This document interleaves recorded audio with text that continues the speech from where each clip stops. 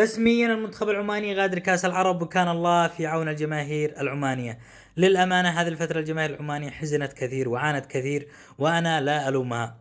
وللأمانة اشتقنا للمنتخب العماني، برازيل الخليج، جيل عماد الحوسني، الحبسي، بدر الميمني، حسن بشير أو أحمد حديد، فوزي بشير. هذا الجيل الجميل والجيل الرائع. كيف كان منتخب عمان يلعب بروح، بشغف، بمتعة.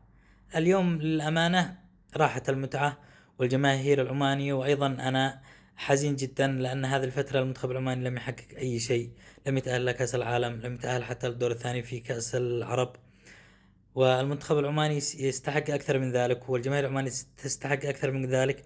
وإن شاء الله نشاهد المنتخب العماني في قادم البطولات يقدم بشكل أفضل بإذن الله ويحقق بطولات، وأيضا منتخبنا اليمني يحقق بطولات ويفرح جمهورنا وتفرح الجماهير اليمنية والعمانية. وتحياتي لكم.